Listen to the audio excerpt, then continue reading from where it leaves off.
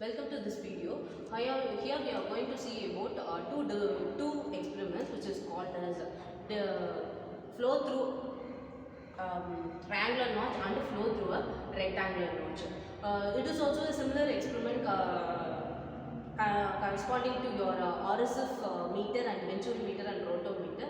In those three equipments, we have a small area through which the water or pressure will pass through, but here the area will get differ from the three experiments.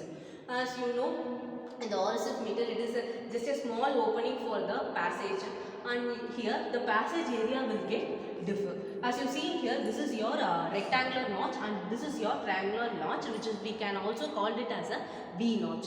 So for flow areas, this is the basic setup for your canals. As we seen in dams, we can visualize this. Maximum we are using this V notch. We can also see in the way different kinds of notches in your dam. This is the basic model for that process. Okay. The process are more or less same from those three experiments.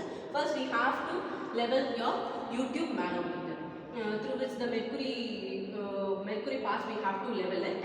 But comparatively, the range in RSF meter or venturi meter, it won't get higher than 25 plus 25 to 30 only the value gets higher up in your H1 value, but here the value will go up to 35 or 40 also. Okay. First we have to open the valve. So first we have to level the mercury level in your YouTube manometer. Again, we have to use this two valves simultaneously to open these two valves for the leveling of this YouTube manometer. After leveling, we are going to note down the process, note down the value of H1 and H2. First, we are going to note down the process of H1 and H2 using a rectangular notch. Again, and then for this process, we have to move this two ranges. It can be considered as a resistant to constrain the water flow from only one notch.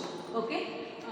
For this, after setting the two ranges between the V notch, we can calculate the value of values for V notch.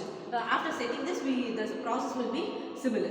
First, we have to note down the mercury nanometer values H1 and H2, and again we have to note down the time taken for rise of the water up to 10 centimeters here.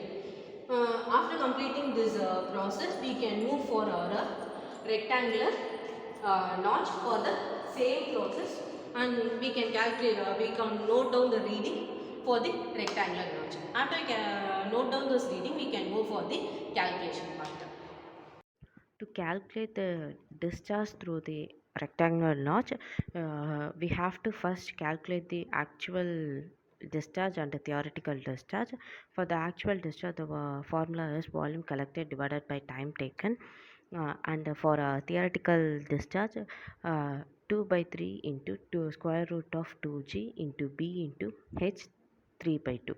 B indicates the width of the notch, and afterwards we can identify the discharge through q actual divided by q theoretical. And for triangular notch, the same formula is carried out for actual and theoretical value 8 by 15 the square root of 2g into h 5 by 2 into tan theta by 2. Here the tan theta is equal to angle of the notch, which is 90 degree. From this we can calculate the discharge through a rectangular notch and triangular notch. Thank you.